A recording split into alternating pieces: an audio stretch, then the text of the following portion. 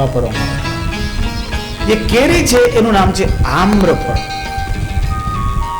કેરી છે એ આમ્રફળ છે, અને આમ્રફળ એ અમૃતત્વને પ્રાપ્ત કરાવે એટલે એ મંગલકારક છે. એટલે આ બે પાંદડાઓ તોરણમાં વપરાય છે, કેરીના પાંદડા અથવા આસોપાલવના.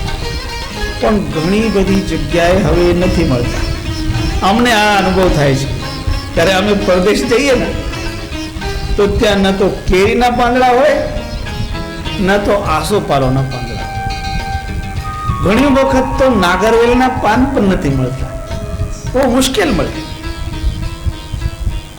પણ ત્યાં આપણને આ વિધિ કરવી હોય તો પછી જેમ સદગુરુ કબીર સાહેબે બધી વિધિમાં એવી રીતે સમન્વય કર્યું છે અને સરળમાં સરળ બનાવવાની કોશિશ કરી છે. તો ત્યાં કોઈ પણ વૃક્ષના પાંદડા જે શોભાયમાન લાગતા હોય એનું તોરણ બનાવી શકાય છે. કેરીના જ પાંદડા મળે અને ત્યારે જ તોરણ થાય એ જરૂરી નથી. જ્યાં નથી મળતા તો ત્યાં અન્ય સારા લાગે, શોભા આપે એવા પાંદડા વાપરી શકાય છે. એટલે અમે ત્યાં બધું લોકોને સમજાવીએ કે આપણને એ નહીં મળે તો એની જગ્યા આ ચાલે. આવી રીતે જીવનમાં પણ માનવીને કોમ્પ્રોમાઇઝ કરતા રહેવાનું છે. અને જ્યારે માનવી જીવનમાં હઠ નહીં પકડે, કોમ્પ્રોમાઇઝ, તમે તમારા જીવનમાં પણ જ્યારે કોમ્પ્રોમાઇઝ કરતા થાવ ને તો સાચી રીતે તમારું જીવન પણ સુખપ્રદ જીવન બની જાય. એટલે આપણે જે યોગ્ય છે યોગ્ય પ્રમાણે પગલું ભરવાનું પ્રત્યેક કાર્યમાં. હઠ પકડીને જ્યારે માનવી બેસી જાય તો એ બેયને દુખી કરતો હોય, સ્વયં પણ દુખી થાય અને જેના કારણે હઠ પકડ્યો છે એને પણ દુખી કરે. અને આ જગતમાં હઠી લોકો ઘણા, અને હઠ પકડે તો મારું જ થવું જોઈએ. સંતો કહે કે આવા હઠ સહજ જીવન. યોગી હઠ કરે, સંત હઠ નહીં કરે. બાલક હઠ કરે, જ્ઞાની હઠ નહીં કરે. આપણે ત્યાં જગતમાં આ ચાર હઠ પ્રસિદ્ધ છે: રાજહઠ, જોગી હઠ, સ્ત્રી હઠ અને બાલ હઠ. આ હઠ ચાર હઠ કહેવાય. અને એના કારણે ચારે ચાર દુખી થાય. એ રાજા એ દુખી થાય, યોગી પણ દુખી થાય. અમને યાદ છે એક વખત એક મહાત્મા યોગી સારા એક વ્યક્તિના ઘરે ગયા અને એને એના બાબતમાં સાંભળેલું કે એ વ્યક્તિ કોઈનો કોઈ દિવસ આદર કરે નહીં, કોઈને કંઈ ખવડાવે નહીં. તો એવું છે કે મારે તો એના ઘરે જ ખાવું છે, મારે એના ઘરે જ જમવું છે. અને ગયા અને એના ઘરની આગળ જઈને કહે છે કે શેઠજી आज तो आपके घर ही भोजन के लिए आए. तो सेठ थे मैं नहीं खिलाता, कोई आए तो मैं आने वाले को खिलाता नहीं, साधु को तो खिलाता ही नहीं. अरे भाई तुम खिलाओ, तुमको खिलाना पड़ेगा. तो मुझे खिलाना पड़ेगा? सेठ कहे મને ખવડાવવું પડશે? નહીં ખવડાવ, તમારે જે કરવું એ કરો. હવે એક શું કરે?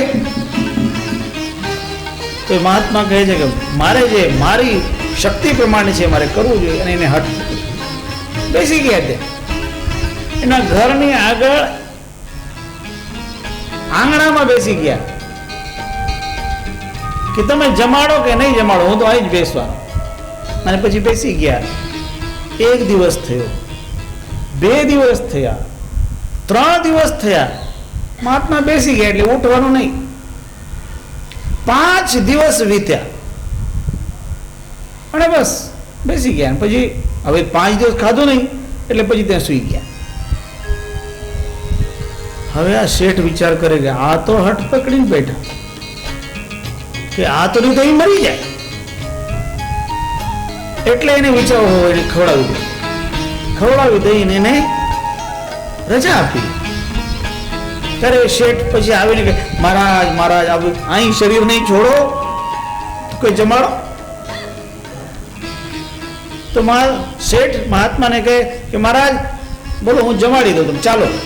એમ નહીં જમો, હવે તો બાદામની ખીર ખવડાવો. આટલો તપ કર્યો તો હવે બદામની ખીર બનાવો તો હવે જમો. અને એ શેઠે બદામની ખીર બનાવીને ખવડાવી. હઠ પકડે, એ યોગી હઠ કહેવાય. પણ હઠ કરનાર દુઃખી થાય અને જેના સામે હઠ કરે એને દુઃખી કરે. હઠ છોડી દેવા, સરળતા અપનાવવાની, કોમ્પ્રોમાઇઝ કરતા થવા.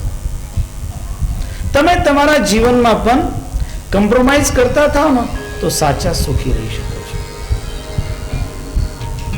આપણા દેશમાં એક સંત થયા, અમે આ દાખલો ગણાય લગ્ન પ્રસંગ ઉપર આશીર્વાદ આપવા જોઈએ તો આપીએ.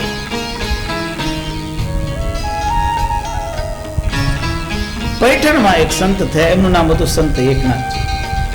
એમને ભાવાર્થ રામાયણ નામનો ગ્રંથ લખ્યો છે, બહુ સુંદર ભાવાર્થ રામાયણ.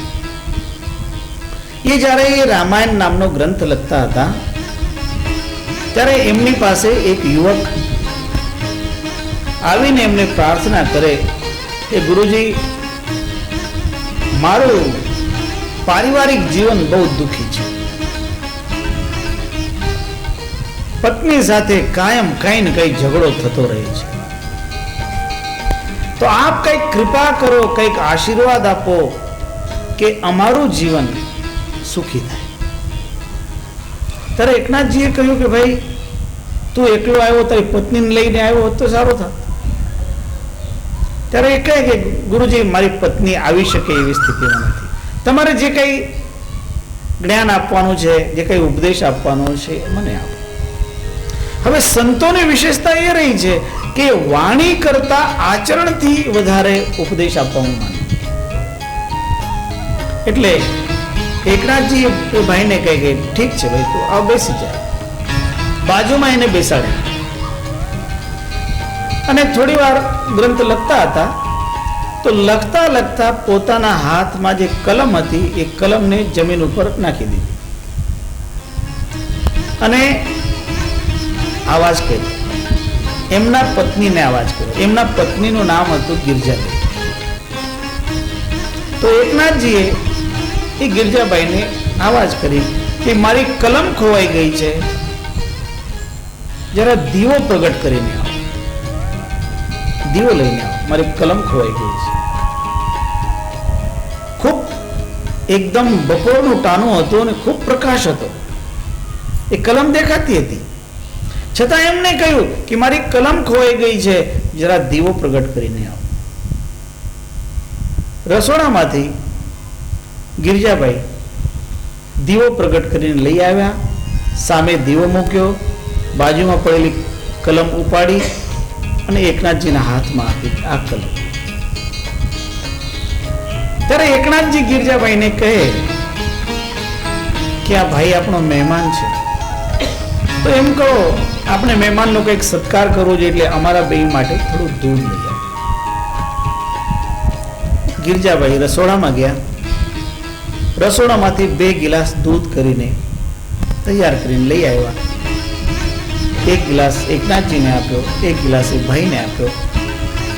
અને 2 જણા જ્યારે દૂધ પીવા લાગ્યા ત્યારે ગિરજાબાઈએ પ્રશ્ન કર્યો છે કે સ્વામી, દૂધમાં ખાંડ તો બરાબર છે? તો એકનાથજી કહે છે કે હા બિલકુલ, ખાંડ બિલકુલ બરાબર છે. આ ભાઈએ જ્યારે દૂધ ચાખ્યું તેમાં ખાંડ નહોતી, મીઠું નાખેલું. તો આ ભાઈ કહે છે એકનાથજી કહી રહ્યા છે ખાંડ બિલકુલ બરાબર છે, એમાં તો ખાંડ જ નથી, મીઠું છે. પણ એકનાથજીએ પીધું એટલે ભાઈને પીવું પડ્યું. પછી 2ના ગિલાસ લઈને ગિરજાબાઈ વાપસ રસોડામાં ગયા. એકનાથજી ગ્રંથ લખવાનું કામ ચાલુ રાખ્યું અને આ ભાઈ બેઠો. 1 કલાક થયો, 1.5 કલાક થયો. પછી ભાઈ કહે ગુરુજી, મને બહુ મોડું થાય છે, મારે દૂર ગામડે જવાનું છે, એટલે કંઈક ઉપદેશ તો મને આપો. તો એકનાથજીએ કહ્યું, ભાઈ ઉપદેશ તો મેં આપી દીધો, ક્યારનો આપી દીધો. ત્યારે એ ભાઈ કહે મને તો કઈ સમજાણું નહીં. પછી એકનાથજીએ સમજાવ્યું કે જો મેં જ્યારે લખતા લખતા કલમ હાથમાંથી નીચે નાખેલી અને મેં મારી પત્ની ગિરજાબાઈને આવાજ કરેલો કે કલમ ખોવાઈ ગઈ છે, દીવો લઈને આવો.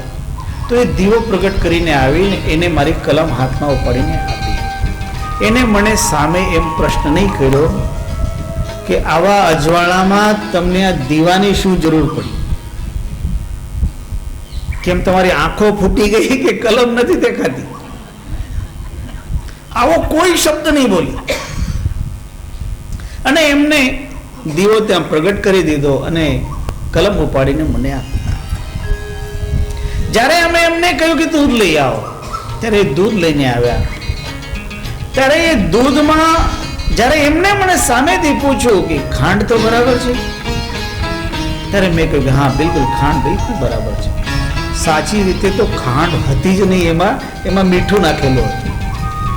પણ ત્યારે મેં એમને એમ નહીં કહ્યું, અરે તને ખબર નથી કે દૂધમાં ખાંડ હોય છે, મીઠું નહીં. અને કદાચ તે ખાંડ અને મીઠું બે દળેલા હોય અને આજ સાથે સાથે મૂકેલા હોય તો ખાંડની બરણી ઉપર ખાંડ લખવું જોઈએ ડબ્બા ઉપર અને મીઠાના ઉપર મીઠું લખવું જોઈએ. તે આવું કાંઈ જ મેં એને માટે કોઈ કઠોર શબ્દ કહ્યો નહીં. એટલે અમારે બેયની વચ્ચે ઝઘડો થયો નહીં.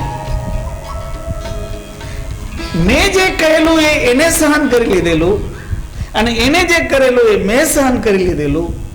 એટલે જે પરસ્પર એકબીજા પ્રત્યેની જે સહનશીલતા વૃત્તિ છે કે એ વિવાદને બચાવે છે.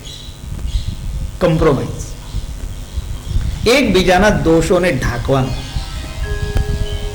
સહન કરી.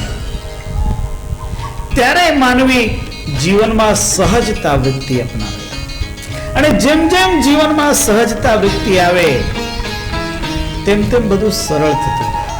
એટલે કોઈ વસ્તુ માટે હઠ નહીં પકડે કે આ થવું જોઈએ, પ્રભુની ઈચ્છા, એમ ભાવના રાખજો. કાર્ય કરવાનું આપણે હોય પહેલાથી આ નિયમ રાખવાનો કે પ્રભુની ઈચ્છા પ્રમાણે બધું કાર્ય થાય. આપણે આપણો પુરુષાર્થ કરવાનો દરેક કાર્યમાં. પરમાત્મા સાથે પણ હઠ નહીં લેવાનો. અને એવી રીતે જે ભક્ત છે એ ભક્ત પણ કોઈ હઠ નહીં લે. સહજ ભાવે આપણે આરતી કરીએ તો જે કઈ સાધન ઉપલબ્ધ છે એમાં વાપરવા. એટલે કોઈ વખત અમારે પરદેશમાં પછી આવી રીતે સમજાવવું પડે અને એ સમજણ છે, એ જ વિવેક છે. અને વિવેકયુક્ત વ્યવહાર જીવનમાં હોવો જોઈએ. કારણ જ્ઞાન વિવેક એ ભક્તિમાં તો સૌથી પહેલા છે. એટલે વિવેકમયી ભક્તિ. આરતી કરતા હોય ત્યારે પણ વિવેક રાખીને આરતી કરવી. એટલે કહ્યું કે તમારે કેરીના પાંદડા મળે તો કેરીના વાપરો, આસોપાલવના હોય તો આસોપાલવના વાપરો. એ શોભાયમાન જે સ્થાનની શોભા વધારે એવા.